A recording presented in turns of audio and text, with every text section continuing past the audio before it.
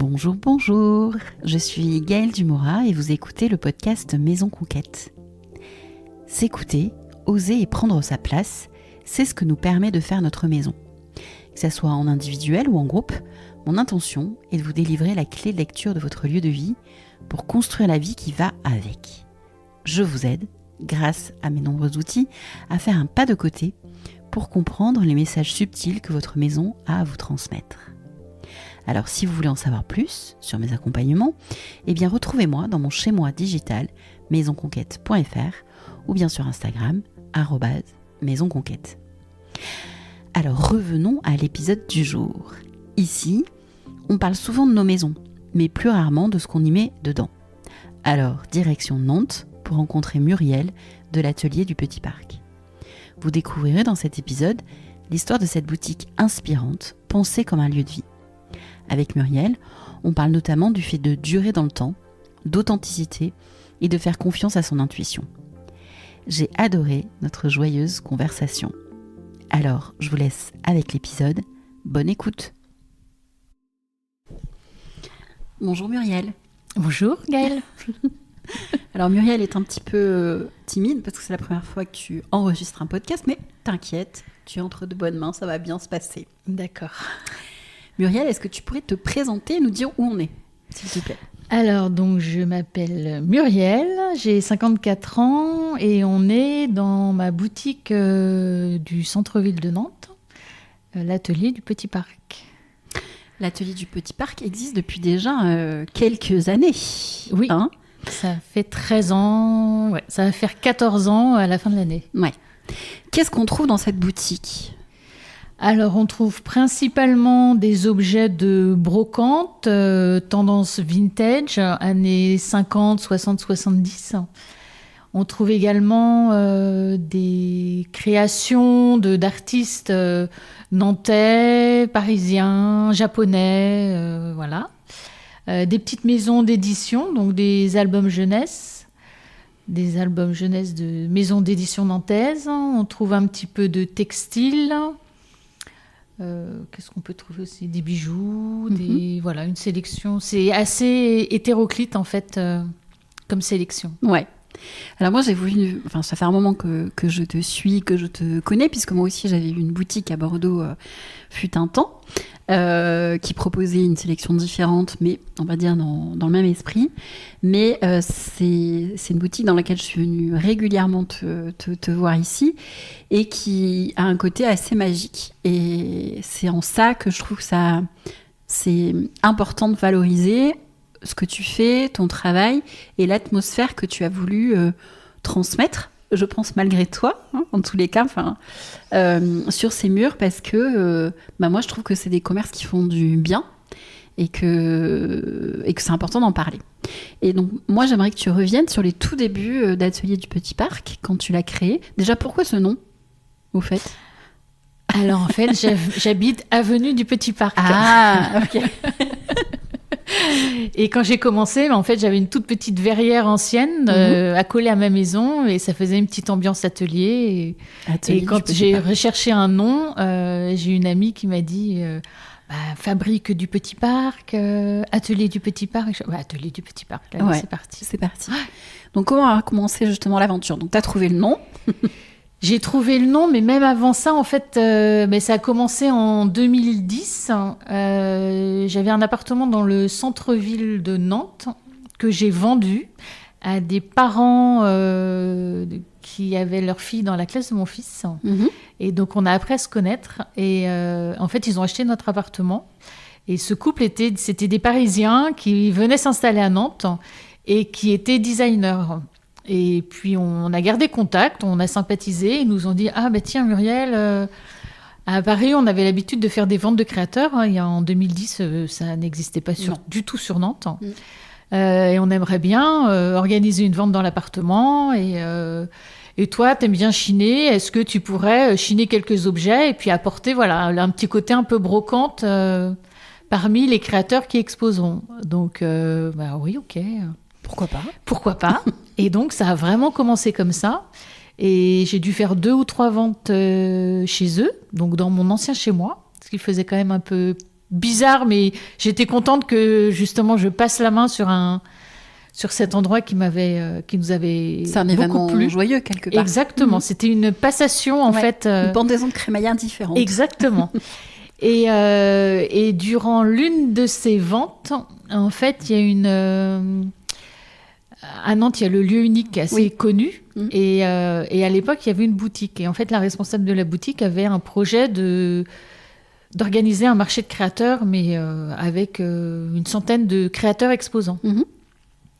Et donc, elle est en recherche de créateurs. Donc, elle est venue à cette vente et elle a dit, ah ben là, tout le collectif, venez participer à la vente. Et puis, Muriel, toi-même, ta brocante, tu fourniras tout ce qui est mobilier, un petit peu de décoration pour les stands en fonction des besoins de chacun. Petite pression, donc. Donc, petite pression, parce que moi, j'étais avec mes 2-3 tasses, mes deux fauteuils en rotin à cette vente-là. Et ok, quoi. Et donc, on a fait cette vente donc, qui a attiré quand même 10 000 personnes, 10 000 visiteurs. Et donc, moi, j'avais chiné pour l'occasion des enfilades, des débeds. Donc, c'est vrai que quand les clients qui étaient de passage à cet événement-là me découvraient et découvraient aussi le vintage. Oui. C'était vraiment un mot à l'époque, en 2010... qui n'existait pas ou qui était pas vraiment utilisé, quoi. Et en fait, j'ai quasiment tout vendu l'espace du week-end. J'avais imprimé sur ma petite imprimante mes cartes de visite. En fait, c'était vraiment là. Je m'étais enregistrée en tant qu'auto-entrepreneur pour avoir un statut professionnel. Et donc, ça a commencé comme ça et rapidement, parce qu'en fait, c'était un événement qui a été assez médiatisé. C'est passé à la radio, donc voilà. Et donc assez rapidement, j'ai été contactée par des journalistes parisiennes qui voulaient en savoir plus. Est-ce que j'ai un site internet ? Et donc il a fallu créer un blog, commencer à mettre des produits en ligne, parce que assez rapidement, même les gens à qui j'avais vendu pendant cet événement n'étaient pas forcément nantais. Ils m'avaient dit mais je cherche aussi ça. Si vous avez ça, ça m'intéresse. Est-ce que vous livrez à Paris ? Donc voilà, donc j'ai commencé ensuite à créer un blog. Et puis j'ai reçu un mail par semaine, j'étais hyper contente. Après, un mail par jour, j'étais hyper contente. Et après, je recevais 2, 3, 4 mails par jour. Je recherche ça, est-ce que vous avez ça ? Et donc, 1 an après, j'étais clairement, complètement dépassée par sous l'eau les carrément. Je m'attendais pas du tout à ça, en fait. Mais en même temps, ça m'a confortée. Je me suis dit, mais en fait, j'adore, finalement. C'est ce qui est d'autant plus beau, en fait. Exactement. C'est que tu as fait confiance à ton intuition. Exactement. Et que tu y allais, quoi. Et je me suis dit, et voilà, ça c'est une belle réorientation professionnelle qui s'est fait assez naturellement, en fait. Avant, tu faisais quoi, d'ailleurs ? Avant, je retapais ma maison et je venais d'avoir un bébé. Donc, tout est arrivé un petit peu... ça faisait 2 ans, quand on avait vendu ce fameux appartement. À la place, on avait acheté une maison où il y avait tout à refaire. Donc, voilà, j'étais avec mon papa. Donc, on était dans les gros travaux. Après, il y a eu ces ventes. Et après, j'ai eu un deuxième enfant. Donc, voilà, tout le lancement a été un petit peu tout en même temps, mais tout avec passion, quoi. Et donc, au bout d'1 an, il y a eu une deuxième édition de ce marché de créateurs. Et l'organisatrice m'a dit, je vais prendre un autre brocanteur parce que par la force des choses, j'avais atteint le statut de brocanteur ou brocanteuse. Donc, il n'y a aucun problème. Voilà. Et puis, 2 jours avant l'événement, elle me dit, ah ouais, non, mais en fait, la sélection qu'il m'a fait, c'est pas assez. Est-ce que tu peux venir avec d'autres meubles ? Donc, deuxième gros coup de pression. Donc là, j'ai fait ce que j'ai pu, parce que c'était vraiment à l'arrache. Et entre-temps, j'avais rencontré pas mal de créateurs qui avaient exposé à la première édition. Donc, voilà. Et là, s'est présentée, en fait, une personne qui avait été une de mes toutes premières clientes lors de ces petites ventes chez les particuliers. Et elle me dit, dis donc, 1 an, tu t'es vraiment développée et tout ça. Écoute, elle m'envoie on en discute pas mal. Et puis, à la fin, elle m'envoie un petit SMS. Elle me dit, écoute, moi, j'ai du temps. Si tu veux, je veux bien venir rejoindre l'aventure avec toi. Donc, je dis, pourquoi pas, on se connaît pas, mais moi, je fais confiance. Puis, il y avait un bon contact. Donc, on s'est mis à 2, donc toujours 2 auto-entrepreneurs pour que chacune garde son indépendance. On s'est mis à bosser chez moi, puis bon, rapidement, les meubles qui sèchent sur la table du salon, et ça devenait vraiment envahissant. Donc là, on a trouvé un petit garage dans le quartier des Olivettes, qui était un quartier sympa, et puis à mi-chemin entre chez l'une et chez l'autre. Donc là, c'était un peu roots quand même, parce que l'hiver, donc il n'y avait pas de chauffage, il y avait juste de l'eau froide, pas de toilette. Voilà, mais on était motivés, on aimait vraiment ce qu'on faisait. Et puis, on continuait à vendre majoritairement sur Paris, région parisienne, la Belgique. Je partais avec mon papa, important dans l'histoire, avec son camion. On allait faire les livraisons à Paris. Voilà, c'était vraiment, on faisait tout de A à Z. Et puis, 1 an plus tard, je rentrais chez moi et je suis passée devant ce local, en fait, qui est maintenant la boutique, qui était barricadé, vieille menuiserie. Enfin, c'était bizarre à vendre. Donc, j'ai dit à Isabelle, avec qui je travaillais, j'écoute, j'ai téléphoné. Le prix, tout est à vendre.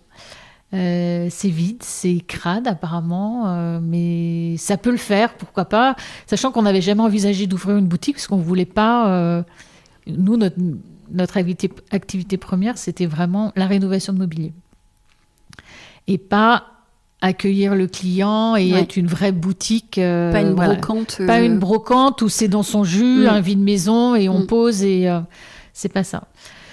Donc, j'ai visité dans le noir avec une lampe de poche. Et là, j'ai dit à Isabelle, non, mais c'est juste parfait, quoi. Il y a une partie avec des petites verrières qui fait un peu bureau pour tout ce qui est traitement de l'image, pour le site Internet, gérer les commandes sur Internet. Tout est brut, donc en partie atelier pour poncer, rénover, c'est parfait. Et c'est tellement grand qu'il peut même y avoir un espace boutique. Donc, finalement, on a tout en un seul lieu. Donc c'est parti, donc on a acheté toutes les deux chacune notre part et c'est comme ça que ça a vraiment démarré la partie physique. Oui. La partie visible. La partie visible, accessible en fait facilement à notre clientèle. Mais la clientèle, c'était quand même 80% le site internet. Voilà, ça continuait. Les clients ne se sont pas précipités. La boutique, ça a vraiment pris doucement, tranquillement. Et puis, rapidement, en fait, ce qui manquait, c'était l'accessoire. Le côté un peu maison habitée. Ça faisait froid, que du mobilier, des tables, des fauteuils en rotin. Il manquait quelque chose. En fait, ça faisait une ambiance de maison, mais il n'y avait pas de tableau. Il n'y avait pas d'âme. Voilà, il n'y avait pas d'âme. Donc, rapidement, on a repris nos contacts avec les créatrices qu'on aimait bien et tout ça. Et on les a prises en dépôt, on a exposé. Et là, voilà, le lieu a vraiment commencé à vivre. Et rapidement, on les a invités à Noël à participer à des ventes de créateurs. Et donc, voilà. Et en fait, c'est là que le lieu a vraiment commencé à vivre. Et c'est peut-être qu'au bout de 5 ans, c'était 50% des ventes sur Internet, 50% à la boutique. D'accord. Où l'adhésion, on va dire, des Nantais a fait que les Nantais achetaient dans cette boutique et c'était plus la région parisienne, en fait. Tu n'étais plus qu'un e-shop, en fait. Exactement, voilà. La particularité de la boutique, c'est aussi quand même de ne pas être complètement dans le centre. Non. Mais par contre, tu as un parking juste en face. Voilà. Donc ça vaut de l'or, ça aide beaucoup. Voilà. Oui. Parce que c'est facile de se garer et de venir te rendre visite. Mais c'est cette particularité. Et il y en a une autre, moi, que je trouve intelligente aussi. C'est d'être ouverte à des horaires particuliers pour une boutique atypique. Hein, on va dire ça comme ça. Tu es ouverte de comment ? Dis-le. Donc, j'ouvre le jeudi, vendredi, samedi après-midi de 14h30 à 18h. Donc, en semaine, ce que je répète souvent à mes clients, je dis normalement, si vous êtes salarié, vous allez avoir du mal à venir entre 14h30 et 18h. Donc, il reste le samedi après-midi, mais je reçois sur rendez-vous. Donc, dès le début, je savais que ces horaires atypiques, c'est pas que ça allait poser problème, mais ça allait demander une adaptation, en fait, de la clientèle à ces horaires-là. Mais une fois qu'on explique qu'en fait, le lundi, mardi, mercredi, on est dans la poussière à poncer des meubles, à prendre des photos, à référencer, à Aller aller à la livrer les poste. clients qui ont acheté le samedi mais qui n'ont pas la voiture adéquate. Donc on livre gratuitement quand même dans la région nantaise. Finalement, les clients me disent non, mais je vais m'organiser avec vos horaires d'ouverture, quoi. Ouais. Donc ça se fait assez facilement. Le fait de ne pas être dans l'hyper-centre-ville, donc effectivement, ça peut être un frein parce que on n'est pas sur un circuit traditionnel de shopping, de balade. Mais en même temps, la force, c'est que quand on fait l'effort de venir jusque dans le quartier des Olivettes, déjà, et cet effort a été fait, donc on passe plus de temps dans la boutique, Ouais. et la boutique est suffisamment grande en fait pour y passer de un quart d'heure à 1h30, à tout regarder, à discuter avec moi, et à être dans un lieu complètement atypique, parce que c'est un lieu, je crois que l'immeuble date de 1800 quelque chose, donc c'est très haut de plafond, il y a plus de 4 mètres sous plafond, il y a des arches, les murs sont bruts, le sol c'est une dalle de béton, ouais. Tout est resté comme à l'origine. En fait, tout a été peint en blanc tout est et ça parfait. reste, voilà, le lieu. Cohérent. Voilà, ça reste ancien. Ouais, tout à fait. Et puis, moi, ce que je disais tout à l'heure, c'est aussi que je trouve que on va au-delà de la boutique au final. On n'est pas dans une boutique ici, on est dans un lieu de vie. Dans un lieu de vie où effectivement, comme tu le dis, on va y passer 15 minutes, 1 heure, 1h30 à discuter avec toi. Mais c'est comme si on venait chez toi. Parce que je pense que ton processus... Alors, c'est marrant parce que ça me fait penser, là aujourd'hui à Nantes, je suis chez toi puisque je loue en Airbnb mon petit appartement. Donc, c'est le prolongement. Et c'est ça qu'on ressent en fait.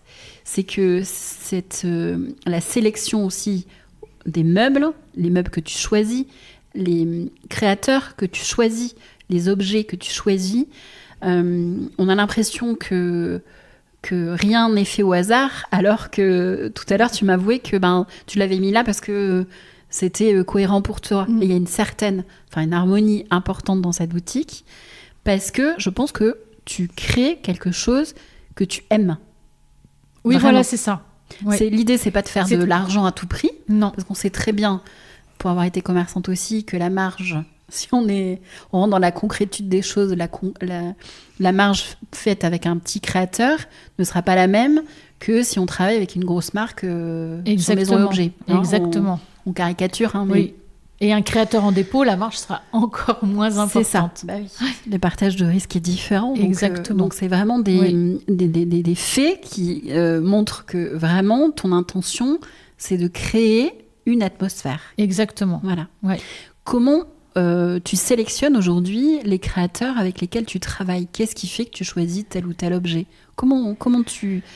Est-ce que tu peux avoir tout ce un qui indicateur? est brocante, chiné, tout ça, ça a toujours été... Il faut que ça me crée une émotion. C'est-à-dire que une c'est émotion, vraiment... ça se passe dans ton corps. Exactement. Et ça te fout les poils. Je peux passer devant 3 tasses.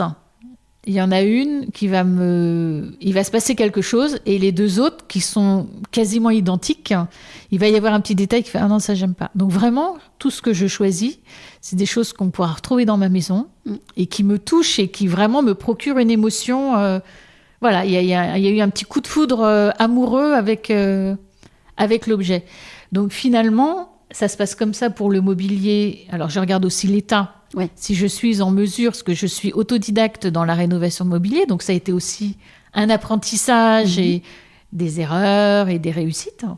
Mais voilà, donc il y a vraiment ce coup de cœur. Et est-ce que cette rénovation vaut le coup? Parce qu'il y a quand même un aspect après financier et commerçant qui est intéressant. Le temps que tu y passes. Le temps que j'y passe, est-ce que je suis en mesure de le faire? Est-ce que j'ai les bons outils? Est-ce que j'ai l'espace pour le faire? Est-ce que le rendu sera à la hauteur du meuble aussi? Parce que je me mets aussi la pression de dire, je veux surtout pas dénaturer le meuble, la façon dont il a été créé, sa couleur et tout ça. Et après, la sélection de créateurs, c'est pareil. Il faut qu'il y ait eu une émotion. En fait, quand je vais voir une sélection, il y a une émotion, il y a quelque chose qui me touche. Et il faut aussi une vraie rencontre avec le créateur. Ouais. Parce qu'un créateur peut faire des choses magnifiques. Si je le sens pas, moi j'ai vraiment cette sensibilité.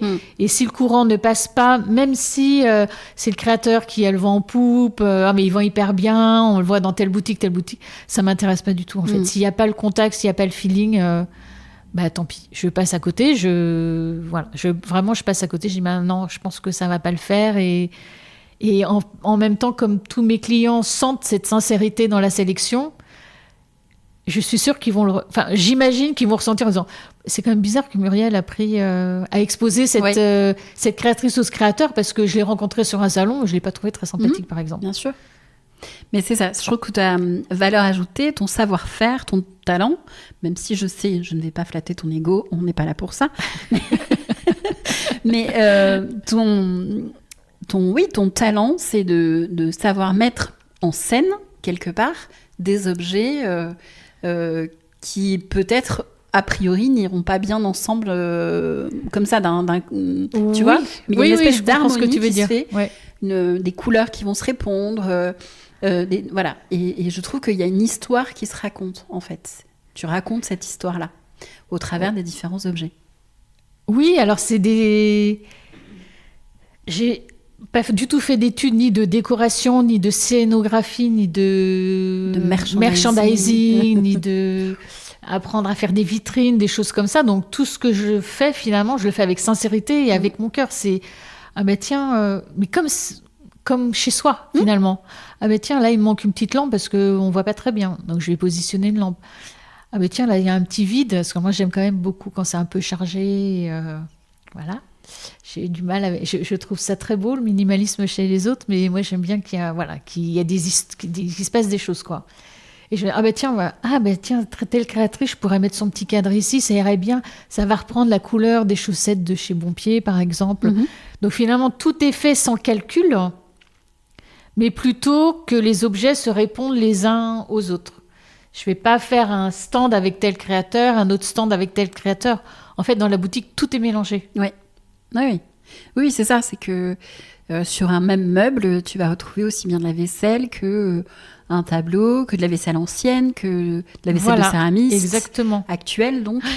Que des bijoux, enfin voilà, c'est vraiment cette idée de mélange et de vie. En fait, il faut que ce soit vivant. Tout à fait.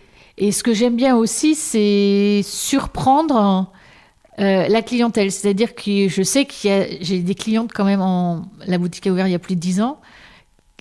Et quand elles ont l'habitude de venir, je sais que certaines, elles vont m'acheter que du neuf. Mais de temps en temps, elles arrivent en caisse avec quelque chose de vintage. Et ça, elles ne le savent pas.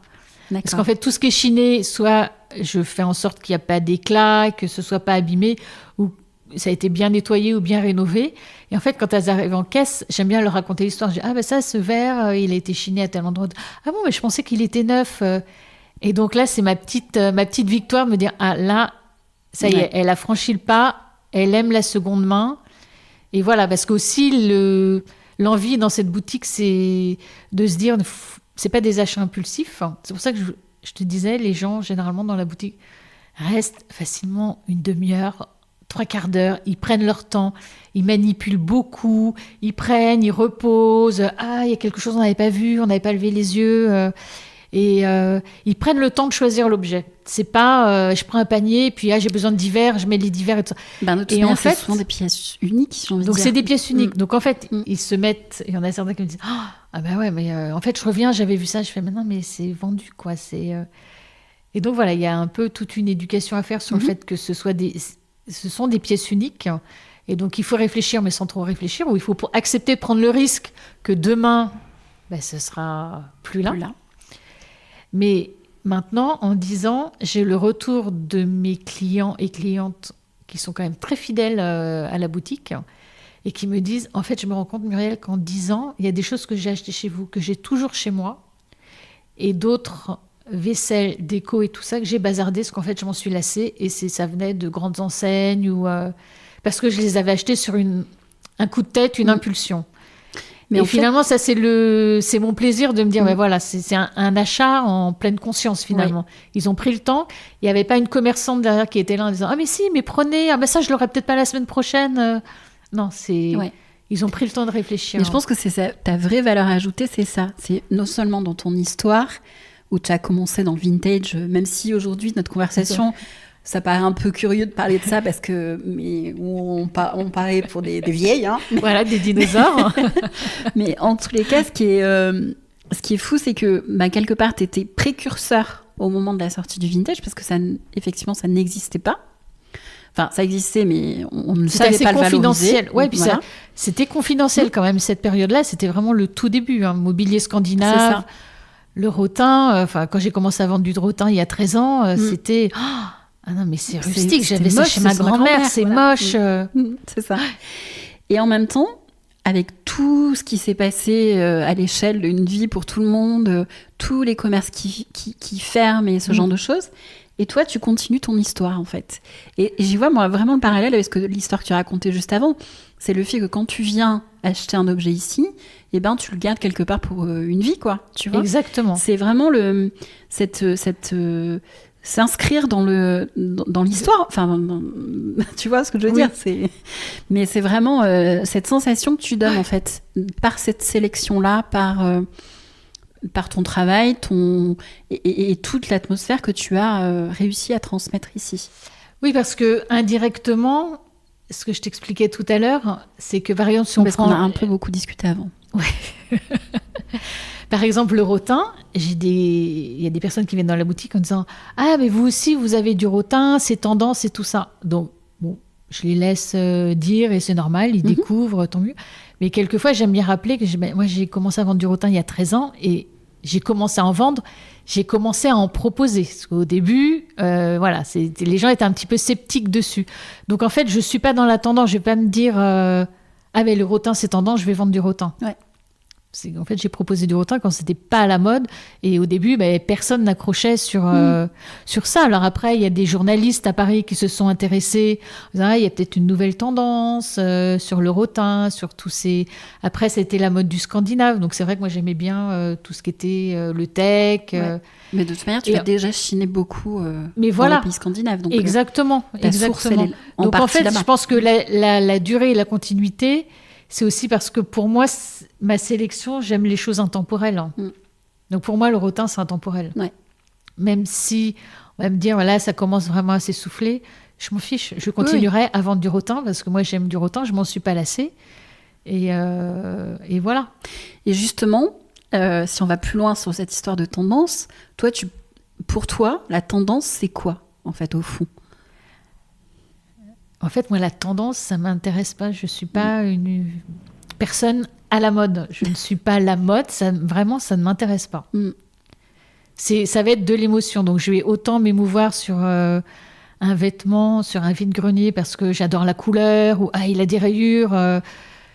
Mais je vais dans une boutique, je ne vais pas me dire « Ah, alors donc là, cette année, c'est le jaune. Donc, il faut que je m'achète du jaune. » Ça ne m'intéresse pas du tout. J'ai toujours ce décalage. Et je pense autant dans mes choix vestimentaires, que ce soit du neuf ou du vintage, ça reste intemporel. Est-ce que pour toi, ça nécessite de se connaître, de bien se connaître ? Est-ce que tu considères, au fond, tu connais tes goûts, mais au-delà de ça, est-ce que tu sais bien où est ta place et qui tu es et tout ça ? Et c'est ça qui te guide au final ? Pas forcément, parce que je continue à tâtonner. Après, à plus de 50 ans, oui, on commence quand même à se connaître. On revoit des photos, on se dit non, ça c'était pas possible, autant dans son intérieur que dans ses choix vestimentaires. Et finalement, on se dit maintenant, en fait, l'intemporel, c'est ce qui fonctionne, quoi. C'est des vêtements bien coupés, c'est un meuble sans fioritures, sans trucs clinquants, qui traverse les époques et voilà. Et moi, je suis toujours allée vers ça, en fait. Des choses qui sont là, qui sont faites pour durer et qui n'envoient pas des paillettes en disant « Ah, tiens... Oui, il y a une certaine forme d'authenticité. Ça, c'est exactement. Ouais. Aujourd'hui, tu vends essentiellement des choses de la maison, des objets de la maison. Oui. On est bien d'accord. Pour toi, la maison, c'est quoi ? Alors, la maison... c'est un refuge. J'ai un peu déménagé. J'ai vécu autant à Nantes qu'à Paris, qu'à Los Angeles, qu'à New York. D'accord. Voilà. Mais à chaque fois, la maison ou l'appartement, pour moi, c'est un vrai refuge. Il faut que je peux pas me dire, ça fait 6 mois, j'ai pas encore ouvert mes cartons. Non, il faut que ça me ressemble. C'est quelque chose que tu investis. Donc, ah oui, voilà. ah ouais. Il faut vraiment que je mette ma patte. Ouais. Ça passe mais par à deux. Je dis, j'impose rien.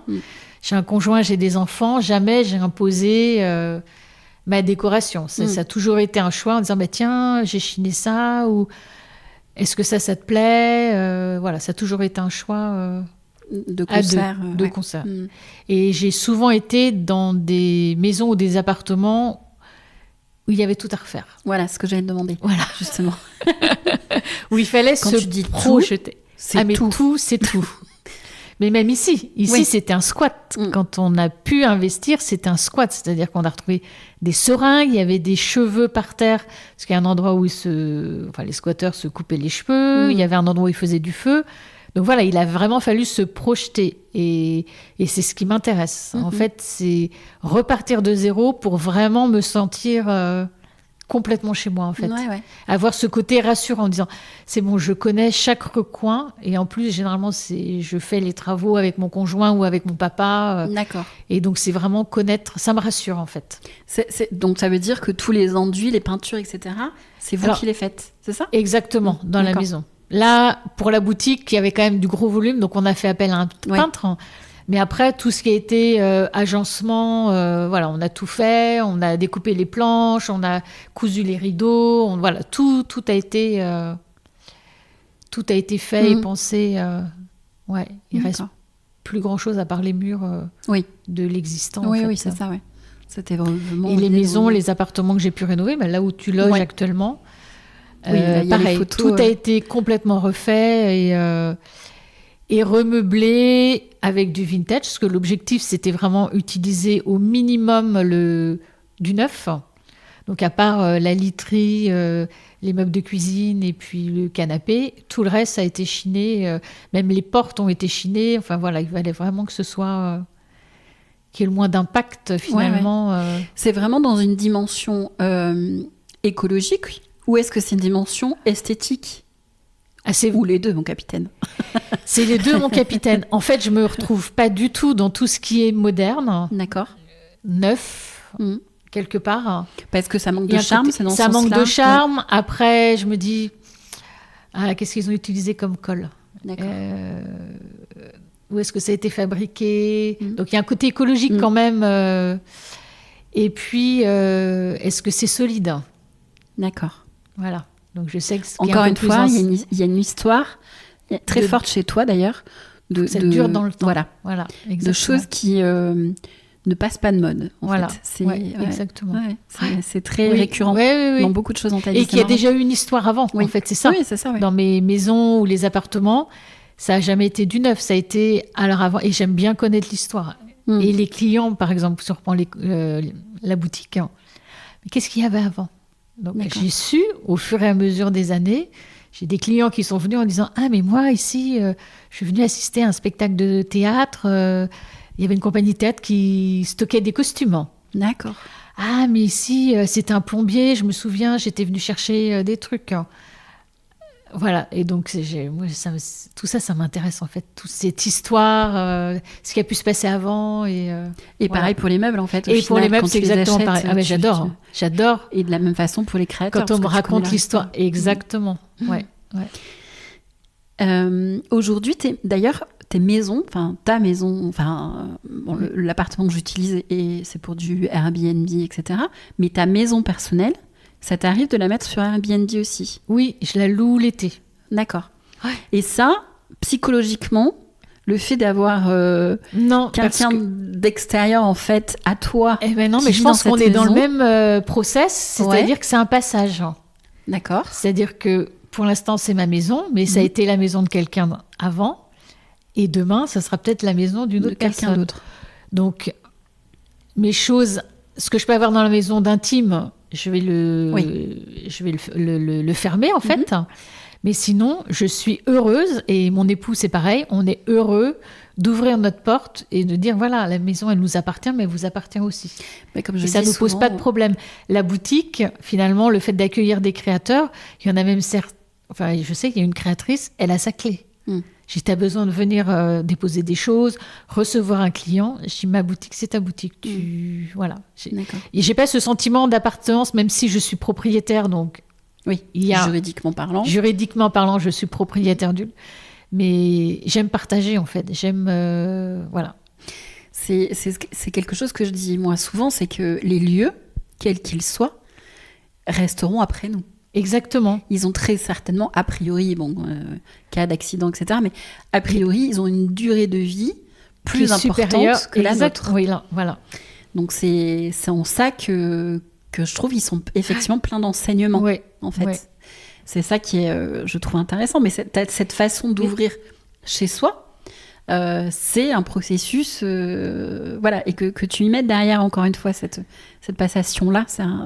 Parce que finalement, ça nous appartient, mais un temps donné. Oui. Et le meuble, c'est pareil, il a eu sa vie avant. Je vais faire en sorte, comme je te disais tout à l'heure, de le nettoyer, mais je ne veux pas le dénaturer, en fait. Parce qu'après, il va partir dans une autre famille, dans une autre maison. Et voilà. Et je ne veux pas imposer ma patte et me dire non, alors là, ce bureau, par exemple, je vais changer les poignées des tiroirs parce que je vais mettre quelque chose qui me ressemble plus. Et puis les pieds, on va mettre cette couleur qui n'est pas du tout la couleur d'origine. Non, en fait, il faut qu'il passe les années et qu'il soit le plus proche de son état d'origine. Tu ne fais jamais de peinture, tu ne vas pas tout repeindre un meuble, je dis n'importe quoi, en jaune, en gris, en vert. Non. Voilà. Alors, ça m'arrive quand des meubles sont vraiment très abîmés et que sa forme... ça peut être un petit chevet ou voilà. Ça, je vais le repeindre parce que voilà, il a été trop abîmé. Le plaquage est trop abîmé pour qu'il puisse retrouver sa couleur d'origine. Donc là, je me permets, mais je vais pas mettre de pochoir, je vais pas faire du bicolore. En fait, ça me ressemble pas. Je respecte tout à fait ceux qui aiment vraiment relooker les meubles, mais ça me ressemble pas. Je pense qu'il y a une valeur chez toi qui est importante, c'est le respect en fait. Aussi bien des choses. Oui, peut-être, ouais. Non ? Aussi bien des choses que des personnes, en fait. Tu vois, enfin, de respecter un territoire, de respecter une personne en général, mais aussi le respect des objets. Exactement. Non ? Oui. De ne pas s'imposer, de ne pas imposer son style. Oui. Voilà, je suis une personne relativement réservée. Et donc, je vais pas... Alors, je te rassure, tu vois, là, ça se sent pas. Parce que, pour la petite histoire, c'est la première fois où on se parle, hein. Oui, c'est vrai. Je suis venue plusieurs fois ici, etc. Mais pour autant, tu vois... oui, mais j'aime pas me mettre en avant. Et je pense que finalement, dans un meuble, j'aime pas mettre ma patte. Oui, je comprends. Et que quelque part, dans cette boutique, les meubles, c'est tes créations à toi. Tu fais venir d'autres créateurs, mais de la même façon que... Oui, c'est ma partie. Sophie Maury, Maillot, etc. etc. Eh bien, c'est ta partie à toi et c'est ce que tu crées au final. Parce que c'est ce que tu sélectionnes, ce que tu rénoves, ce que tu crées. Oui, mais après, tu vois en même temps... Là, je prends du recul sur la boutique. Vas-y. Et tout le mobilier, finalement, il est fait pour mettre en valeur les créations des autres. Oui. J'ai pas de meubles, comment on peut dire, un peu taquis, qui saute à l'œil en disant on en rentre dans la boutique, on voit que ce meuble. Non, finalement, j'ai même des clients qui disent mais vous faites moins de meubles qu'avant. Je fais mais non, mais c'est surtout qu'ils sont envahis, ils servent cachés quelque part. Ils servent à exposer les créations ou un autre type de. Alors je pense qu'on a la même maladie toutes les deux parce que quand j'avais ma boutique moi à Bordeaux. Beaucoup de personnes me disaient « Oh là là, qu'est-ce que c'est beau, vous avez du talent, etc. » Et à chaque fois qu'on me disait ça, je disais « Non, j'ai pas de talent, c'est les personnes que j'expose qui en ont. » Exactement. Et avec le recul, puisque moi, ça fait un moment que j'ai fermé la boutique, je pense que notre talent, enfin ton talent, mais c'est pour ça je pense que ça fait un peu effet miroir avec eux, c'est la façon de mettre en scène, en fait. C'est qu'on raconte une histoire. C'est ça notre talent, en fait. Oui, très certainement. Voilà. Et que, c'est effectivement, on va pas. Enfin, toi, tu fais plus de choses que ce que je pouvais faire. Moi, je chinais des meubles, mais je faisais très peu de restauration. Il y a ce côté, je raconte une histoire, quoi. Et de la même façon, tu le fais chez toi. Et de la même façon, tu pourrais le faire chez quelqu'un d'autre. Sauf que peut-être, ce qui est plus compliqué, c'est que chacun raconte sa propre histoire. Voilà. Et c'est peut-être ça qui te dérangerait. Parce que tu fais pas de chantier de déco. Je fais pas de chantier de déco. Alors, on me sollicite de temps en temps en disant « Ah, mais est-ce que vous pourriez venir chez moi ? Vraiment, je m'en sors pas. » J'ai fait appel à un architecte, mais quelque part, il impose trop son style. Et c'est vrai que un architecte, il est aussi fait pour ça. Et donc, ça m'est arrivé. Ça m'est arrivé de me déplacer chez des clients pour leur donner des conseils. Mais pour moi, j'ai toujours un problème avec la légitimité. Donc, on a la même maladie. Et comme ma sélection est très personnelle, j'ai du mal à dire moi je peux leur dire moi je verrais bien ça, mais en fait les seules fois où je suis allée chez quelqu'un, je leur ai dit, j'ai imaginé, en fait je suis une personne qui visite votre maison, je veux l'acheter, mais je vais dire tout haut ce que je pense et les défauts et moi je verrais bien ça. Et en fait, je leur dis, mais il faut pas mal le prendre. C'est plus mon ressenti en disant, voilà, exactement, c'est qu'est-ce que je sens comme énergie dans cette maison, je verrais bien ça. Et après, voilà, vous allez me dire, mais effectivement, ça, on n'y avait pas pensé. Voilà. Alors ça correspond pas du tout à nos goûts, à notre façon de vivre. Mais c'est plus les éveiller pour dire, en fait, ça, on n'y avait pas réfléchi. Ah, mais ça, on l'avait pas vu comme ça. C'est plus apporter un œil que d'imposer des choses en disant, alors moi, la couleur des murs, ça va pas, c'est telle couleur. Oui. C'est plus un conseil, en fait. C'est plus fait avec bienveillance, un ressenti, d'un autre regard. Sentiment, une émotion quand on rentre dans un lieu en disant, mais ça pourrait être sympa. Là, je verrais bien, mais c'est pas s'imposer. Oui, c'est ça. Est-ce que obligatoirement font un archi d'intérieur parce que ou un décorateur, c'est ce qu'on lui demande aussi. Bien sûr, parce qu'on va le chercher pour sa patte. Exactement. Justement. Voilà. Mais la patte de l'autre, de l'architecte en question, n'est pas la personnalité de la personne qui va habiter au final. Ouais. Donc, non, c'est pas simple. Donc aujourd'hui, tu as l'e-shop et tu as la boutique physique, comme on vient d'en parler. Qu'est-ce qu'on retrouve sur l'e-shop Alors l'e-shop, on retrouve un petit peu de mobilier. Donc avant, on était sur une part de 90% sur l'e-shop et 10% en boutique au niveau des ventes. Maintenant, ça sera plutôt le contraire. D'accord. Alors sur l'e-shop, je vais mettre quelques meubles. Comme quoi, le fait d'ouvrir peu n'a pas d'impact. Non. Dans la salle Ah non, ça n'a aucun impact. En termes de chiffres. Alors, je vais peut-être perdre certaines ventes pour des gens, des commerçants qui le lundi pourraient venir, mais ne peuvent plus venir le reste de la semaine. Mais ils savent me contacter et donc je leur ouvre le lundi. Donc finalement, non, ça n'a pas d'impact. C'est effectivement, comme tu disais, c'est un peu éduquer les gens à des horaires atypiques, mais finalement, c'est pas si compliqué. Et si ça permet de perdurer dans le temps, en fait, tout le monde s'y retrouve. C'est ça. C'est que toi, ça te met pas une pression. Voilà. Et de toute façon, je ne pourrais pas. Donc, je suis assez à l'aise avec ça, en leur disant, de toute façon, si un jour j'ouvre la boutique 6 jours sur 7, dans un an, je ferme. Ouais. Donc, finalement, tout le monde comprend. Et c'est pas le projet. Et ce n'est pas le projet. Ce n'est pas le projet. Donc, en fait, je garde ce rythme. Lundi, mardi, mercredi, je chine, je vais livrer mes clients, je vais rénover mon mobilier, je vais faire des rendez-vous médicaux, des choses qui font que je peux le faire qu'à ce moment-là. Je vis, je range ma maison. Et en fin de semaine, je suis pleinement disponible pour la boutique. Et j'ai voulu, dès le début, en fait, appeler ça un atelier boutique. C'est-à-dire que c'est pas rangé, c'est pas propre. Il peut y avoir de la poussière sur les meubles. Ça sera un atelier. Oui. Et après, il y a des choses neuves, bien rangées, tout ça. C'est une boutique. Donc, c'est un atelier boutique. Il y a la lumière aussi qui fait beaucoup. C'est très, très clair. Et aussi le jeu de lumière que tu as fait avec toutes les appliques. Les éclairages indirects. Qui font aussi... qui participent à cette atmosphère, quoi. Oui. Ça, c'est certain. Est-ce qu'il y a des projets, des petites choses dont on n'aurait pas parlé, dont tu aurais envie de parler ? Non, pas forcément. Après, voilà, moi, mon lieu, je le connais bien. Étant toute seule, c'est vrai que de temps en temps, ça me bloque, ne serait-ce que pour partir en vacances, en période scolaire, des choses comme ça. Donc, dès que je me suis retrouvée en fait toute seule à gérer ce lieu, ma volonté, ça a été, il faut que je l'ouvre au maximum et que je le propose Enfin, ça s'est fait l'année dernière. En fait, il y a un petit collectif de créatrices qui a dit on cherche à louer un lieu et tout ça. Je leur ai dit écoutez, moi je vous libère une partie de ma boutique. Vous me tenez ma boutique. Je vous demande rien, une petite commission, mais quelque chose d'assez ridicule.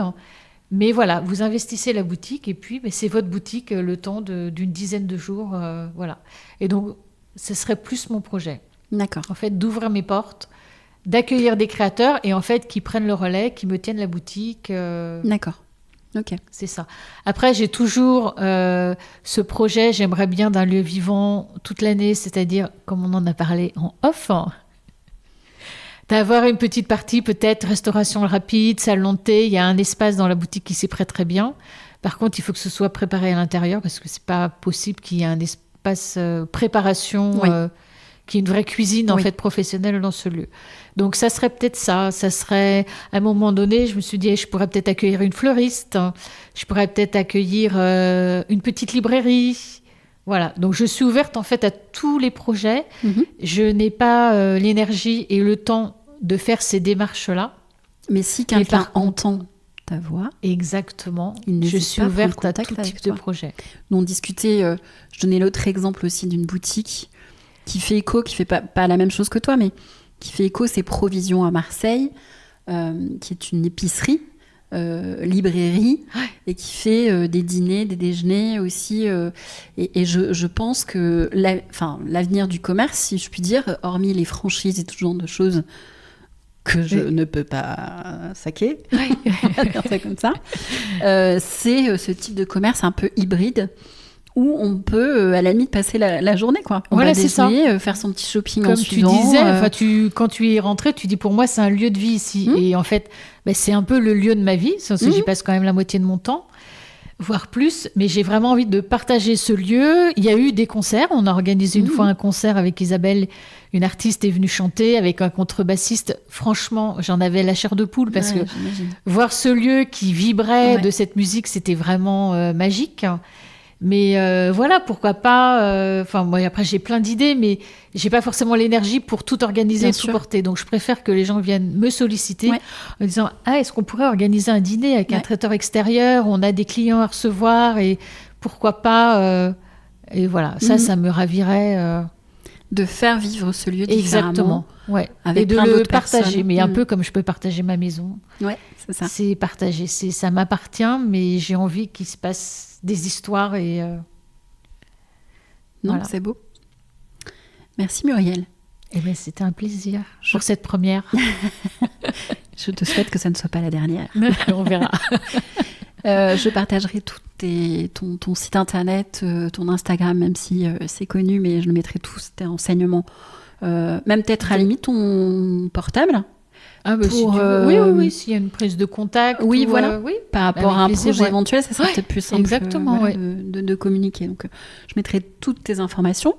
Et voilà, si quelqu'un a envie de faire un petit projet sur Nantes éphémère, mais ou récurrent. Éphémère, voilà. Ça coûte rien de discuter de toute manière avec toi et d'exposer son projet.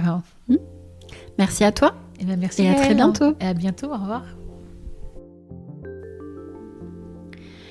J'espère que cet épisode avec Muriel de l'Atelier du Petit Parc vous aura inspiré. Je trouve sa vision du commerce passionnante et je vous invite à lui rendre visite à Nantes ou sur son site pour dénicher des pépites qui ont du sens. Et n'oubliez pas, votre maison est votre miroir. Alors si vous n'aimez pas ce que vous y voyez sans véritablement identifier le problème, eh bien je suis là pour vous aider.